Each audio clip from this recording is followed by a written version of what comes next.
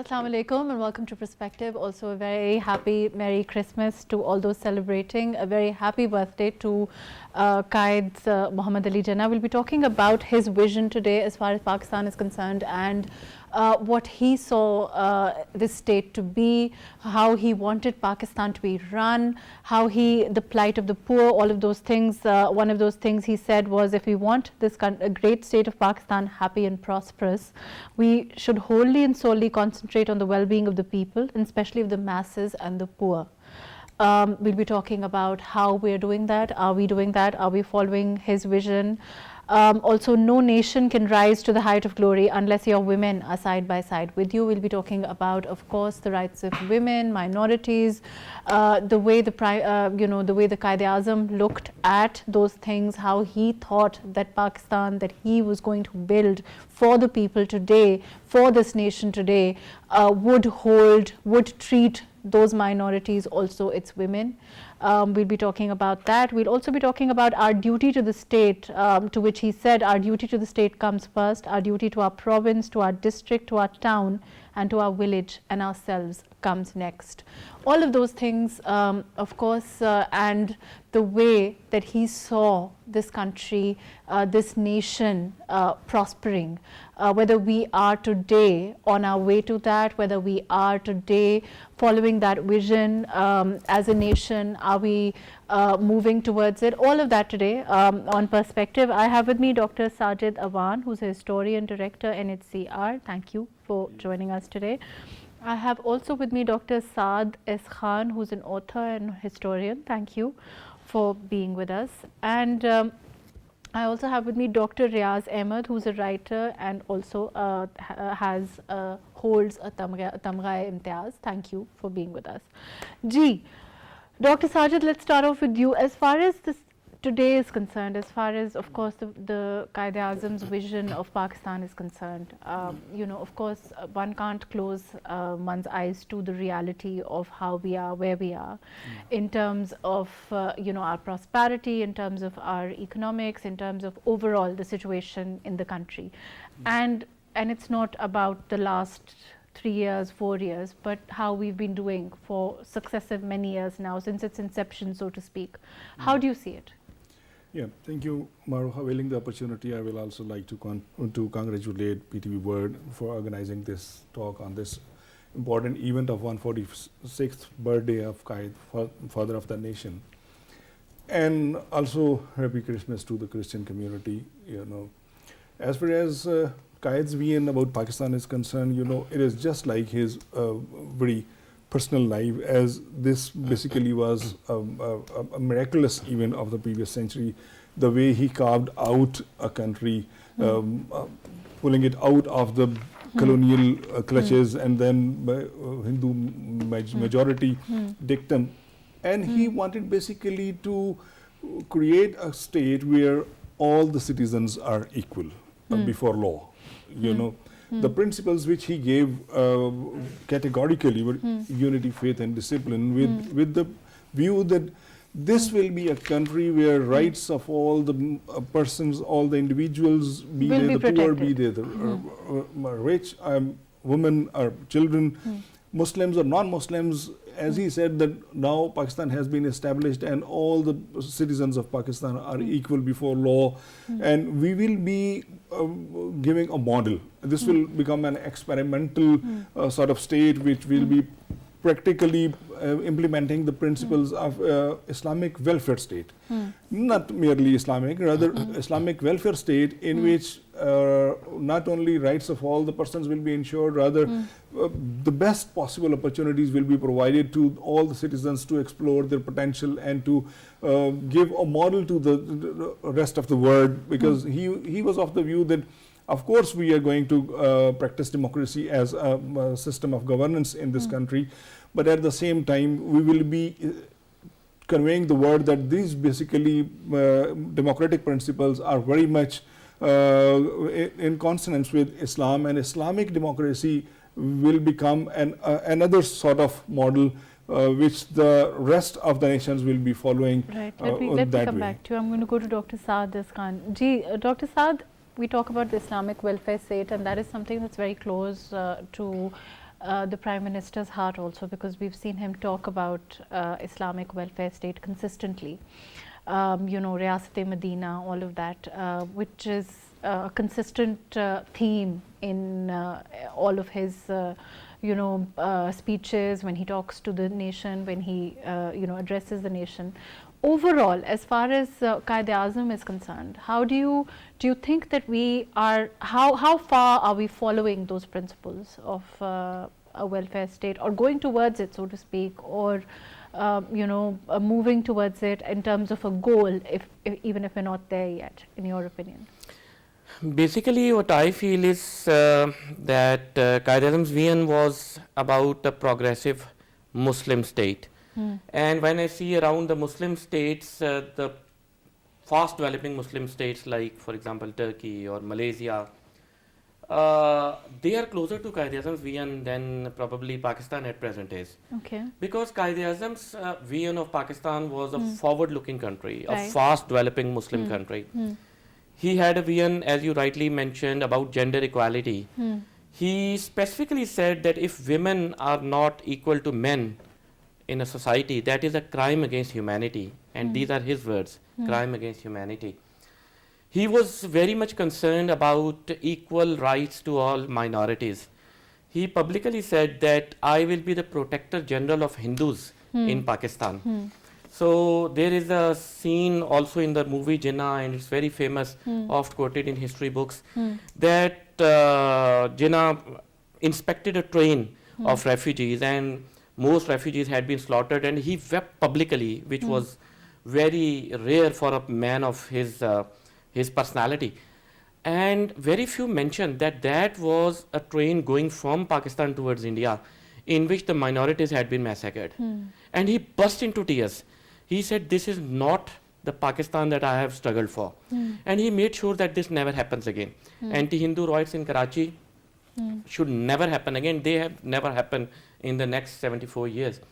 So Quaid-e-Azam's vision was of equality of citizens, men and women, Muslims and non-Muslims, and all economic strata of the society. Yeah, right. And overall, you're very right. I'm going to go to Dr. Riaz with this. Dr. Riaz, I think that, the way that Dr. Saad has mentioned as far as, women rights, minority rights are concerned, and the fact that, of course, for Quaid-e-Azam, it was not just the Muslims when in his forward thinking, in his vision, when the concept of Pakistan was and the state itself was promulgated, all of he was of the opinion, of course, that all of the minorities should be safe. And of course, we've had a recent incident that has been very unfortunate, and of course the government has taken all steps necessary to deal with that. They've tried to, they've owned it, they've, in the sense that, tried to do as much as possible. They've even, as far as the people who, the person who was responsible for holding, the Sialkot incident, we all know it, the way that it happened, and the way the reaction of the government, of course, we've seen that. But overall, in your opinion, why are we not, why don't we have that kind of empathy? Why don't we have that kind of awareness that perhaps we should have had, as far as minority rights are concerned, as far as women rights are concerned, like Malaysia and Turkey, which is what Dr. Saad is saying? Bismillahirrahmanirrahim. First of all, I want to thank the PTV and you, and convey my salam to all the panelists. They have spoken good words about the Quaid, the founder of Pakistan, and it is very much fitting that the way this day Quaid birthday should be celebrated, the PTV is doing a job. As far as the minorities, you say, we should not be so much worried about the minorities in Pakistan. If you compare the position of minorities in Pakistan with India, the situation is far better. Some incidents happen here and there, even in advanced countries like USA, UK, and France. There are some small incidents, but that does not mean that the whole nation is like that. The whole nation respects the minorities, as it has been duly given in the Constitution of Pakistan. And the Pakistan Constitution is a marvelous uh, blend of democracy, Islamic principles, welfare state. But the question is the practice. The Prime Minister giving the practical viewpoint to this Constitution has rightly referred to the Medina state, and that is our model. So you can imagine the position of Muslims in India, that how they are being harassed, how the Kashmiri people are being suppressed, and the advanced world is silent about it. So this is very worrisome, and we should be uh, uh, we should appreciate the vision of the Quaid-e-Azam, that he paved the way for the freedom of the Muslims as well as the minorities uh, of the Indo-Pak subcontinent much before the creation of Pakistan in 1947. So we pay tribute to the leadership of Quaid-e-Azam, and the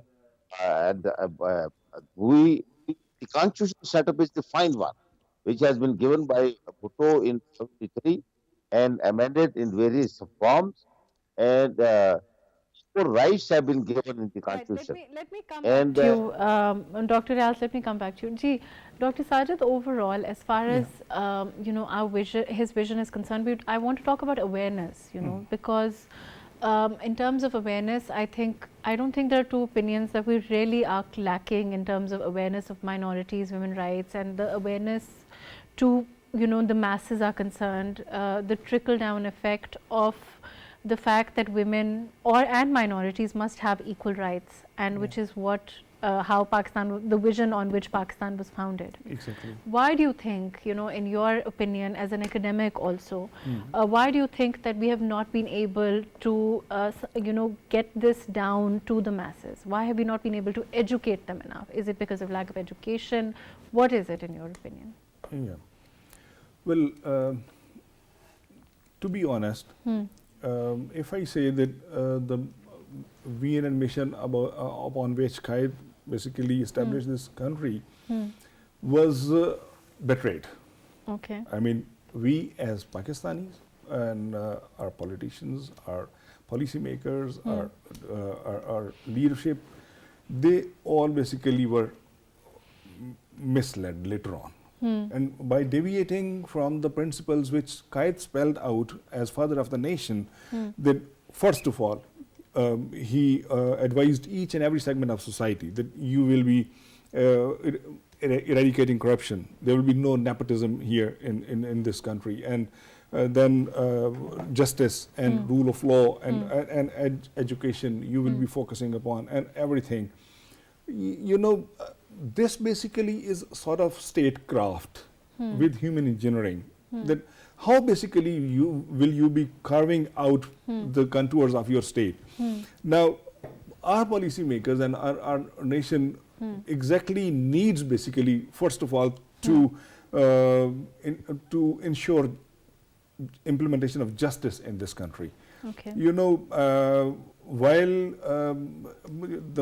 even you mentioned about Salkot event, Yes. such kind of tragic event, if it is happening in any country like Pakistan, which claims that we were established in the name of an ideology and the principles basically of Islam, but we are basically in that regard failed in implementing either Islamic principles or truly democratic principles or the principles mentioned by our founding father.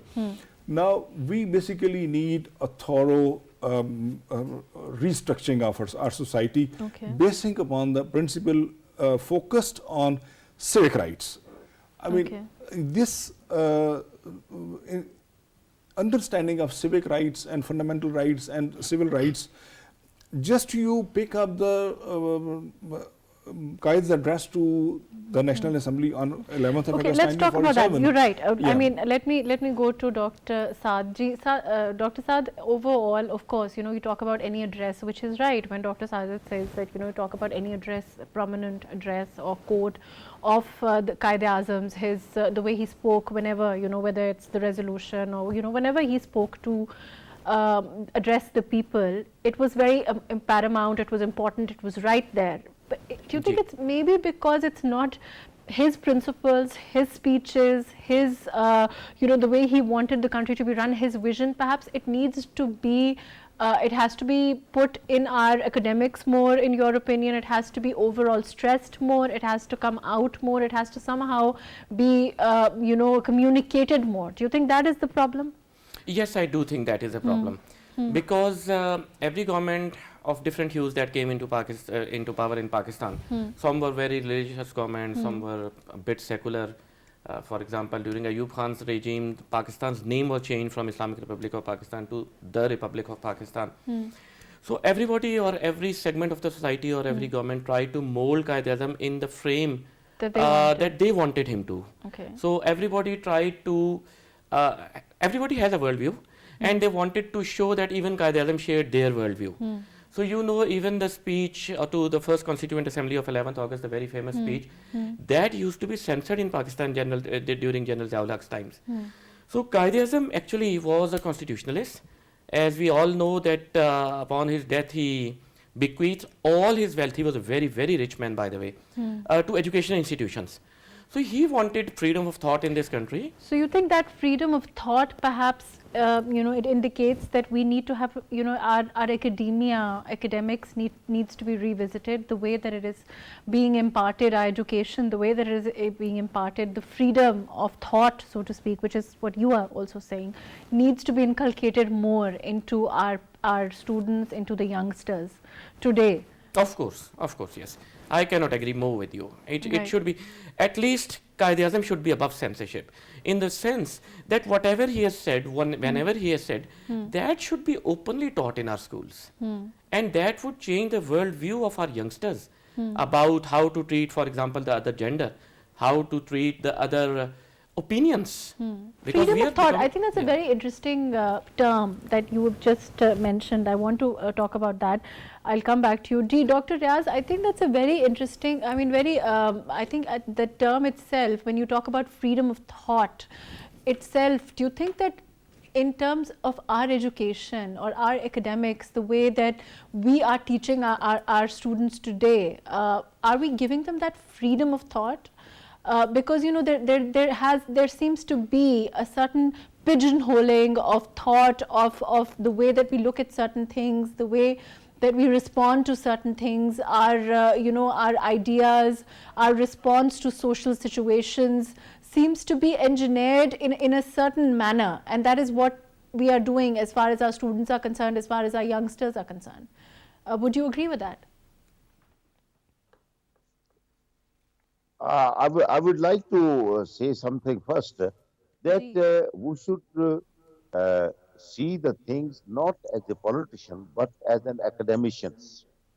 And I'm asking as an academic, not as a politician. We should go to the historical process of the thought of the Quaid-e-Azam. In terms of society, justice, rule of law, a welfare state, how the people are given education and access to education in every part of the country. So these are the aspects we should look into. If you compare with the situation in 1947, we have moved far ahead, because if you compare with India, India was already educationally advanced by the British efforts. Pakistan areas were deliberately kept by the British. No, I think backward. there are no two opinions about the fact that Modi's India today is plainly very regressive. We saw what happened just a couple of days ago. We saw what happened yesterday as far as minority rights are concerned. So that itself is right there. But as far as Pakistan itself is concerned, in terms of the way that our academics is structured, that's my question. Are we allowing our students, are we allowing our youngsters the freedom of thought today?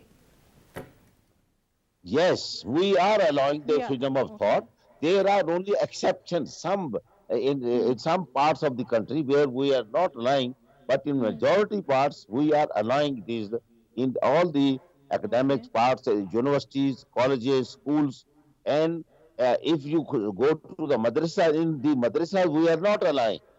So the You're in okay. You're some saying that the rural we're areas, allowing them to think out of the box. The way that our academics is structured today. Let me just come back to you. G, Dr. Sajid, would you agree with that? You think that we're allowing them that kind of freedom of thought, that kind of you know is what would you call it? You know, the kind of openness of mind, which is essential, which is what the which is what the Quaid-e-Azam talked about when he again in his addresses and his talk about the vision of Pakistan. To him, it was very clear. Yeah, exactly. Well, to greater extent, as Dr. Riaz was saying, he's a senior historian, he's my teacher. He was right in that direction, but I will say that the level which, up to which we should have freedom of expression or freedom of thought or freedom of writing and access to information, that is not up to the mark. And you were right in pointing out that we seriously need to revise our curricula, and through academia we can go to the root level of the society, so that we may teach our coming generations that these kind of practices should be avoided in this state. First, and secondly, the principles which Quaid basically insisted upon were the principles of justice, honesty, and eradicating corruption. And the incumbent government, as they are taking steps to eradicate corruption in our society, that basically is a sort of challenge which even at that time Quaid was facing. And, and I know that the President Prime Minister is also facing the same sort of crisis. That Quaid was unusual politician. He was an unusual leader, and he was not playing the popular stylistic test of politics. Always he tried to take unconventional steps. Same, I feel that the President Prime Minister is doing and going in that direction, that whatever you feel, if I feel that it is wrong, I will be going my own way. And of course, that becomes very challenging at times. And you have to face opposition, and you have to face criticism, and you have to face... it comes with its own challenges. Yes, there's no denying that.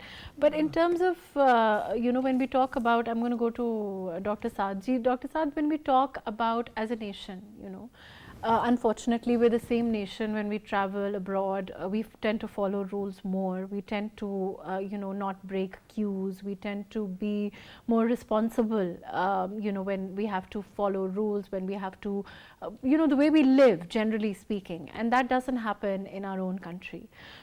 That would indicate that we expect to get away with things rather than, be held accountable. And that again comes back to accountability, right? Exactly. Actually, it's all about the rate of the state. Why we don't jump the queues, while driving in UAE, is that we have no chance if we are, a relative of the prince or whosoever we are. If we jump the signal or break the queue, we would be fined and But it should come naturally, right? Instead of us being, held accountable for it, or instead of it being punished. Or it should be inculcated, the kind of habit that is. And all over the world we see other nations doing those things regardless of the consequences. Those things should come naturally, which is, I presume, and we've seen the way the speeches of Muhammad Ali Jinnah was, the kind of nation that he had envisaged, would presumably have held by those principles. I would humbly disagree to a certain extent, while broadly agreeing with you. Basically, I don't think that the transition was in every human being in his individual capacity in United States or in New Zealand or in Saudi Arabia. Actually, my own idea is that when it comes from top down. So if you have corrupt leadership in any country, I don't want to name, let's say, Congo or whatever, or in the so-called banana republics, then in Latin America, then it travels down to the whole nation. So yes, up to a certain point, there is some role to be played by awareness and by education. But at the end of the day, we will have to strengthen the police. At the end of the day, we will have to strengthen the rule of law. But don't you think overall, as a just as a layperson, in my capacity as an individual, isn't it true that we tend, as a nation, we tend to blame our politicians, we tend to blame our government, we tend to blame, regardless of whichever government it is. I'm not talking about any one particular government or any one particular politician, but overall, there's an across-the-board tendency to blame the system, to blame instead of taking responsibility. We don't see the civilians take responsibility, we don't see the nation take responsibility for its own failures, because it can't really, I don't know if you would agree with me there or not. I'm going to go to Dr. Riaz. Dr. Riaz, do you think that we can attribute any failure completely to our politicians as a state, in terms of our growth, or in terms of, as far as our politicians are concerned, as far as our system of governance is concerned, completely? Because at some point we all have to take ownership for ourselves, we all have to take ownership for our own actions as individuals, as a society, right? First of all, let me tell you, the first point you are talking regarding the expression and freedom. If I have lived in Morocco, in Saudi Arabia, and in Central Asia also. So if you go there, if you speak against any head of the state, you are in jail. In Pakistan, this situation is not. Everything is published, is relayed, and if you compare the situation with that, we are far better, despite our weaknesses. Don't mean that we don't have a number of weaknesses. We have, but our politicians, you can find a number of faults with them. But the only point which is positive in our history is the whatever kind of democracy is continuing in our country, that is continuing. It should be allowed to continue. If this is a signal of hope. Despite the checks and balances, the martial law and other things, they provide checks to the progress of the society, to the development of the country, and to other things. So these are other factors which say, sometimes you see the term state and the government is used by a number of politicians and academics in a confusing manner. A state is owned by all segments of the society, institutions, and these institutions are well documented, and their role has been defined in the Constitution of Pakistan. The problem arises when one institution and one other interferes into the others, and they do not form the duty definitely within the rule of law, within the constitutional framework. The things here, the problem arises when one institution oversteps their constitutional limits and they create problems for others. This is the need of the time that every institution should work within the framework of the constitution and the law. And if all institutions are working in the same manner, and after the constitutional amendment of 2010, when maximum provincial autonomy has been given to the provinces, the federation, the relationship with the provinces is very delicate one.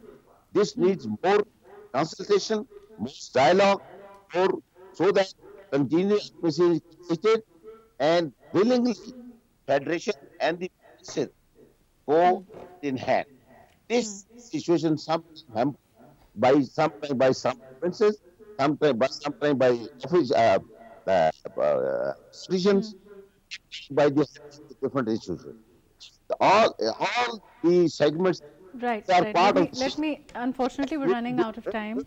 Dr. Sajid, your quick comments. What is the ultimate, that one step you feel that we can take towards empowering ourselves and moving towards the vision of Quaid-e-Azam? Well, the real way to pay tribute to the father of nation is exactly that we should simply pledge, every individual of the nation, we should pledge to the father that okay, we will be following the principles which you carved out for us. And finally, I say that one thing, if corruption is basically eradicated and banned in the society, You think that would be not many that's one things will step that would- automatically be fixed. And secondly, rule of law. Right, fair enough. Everyone should be equal before law, and if anyone is misusing his or her power or office or portfolio, be that an individual, be that any organization, they should be put to penalty, they should be Right. put to responsibility, and rightly, as you were mentioning, that we ourselves should take this as a habit. It should be inbuilt, Right. and Ji. this basically is reformation of our society, of ourselves. Ji, Dr. Saad, your comments. Basically, if there is one thing that should Ji. go as today's message at his 146th birth anniversary is to promote tax culture. Very, very few people know that the Quaid-e-Azam used to pay 65% of his income as tax as the Governor General of Pakistan.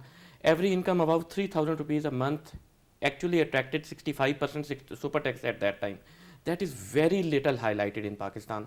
So if there is one message different think from that that's whatever it? we have been saying, it's tax Give culture. back, right. Thank you so much for being with us. Thank you for joining us. Unfortunately, we're running out of time. Thank you for being with us, Dr. Sajid Dawan, Dr. Sadis Khan, Dr. Riaz Ahmed. Thank you for being with us today. As far as today is concerned, of course, you know, we talked about a lot of things: rule of law, constitutional, the principles of democracy.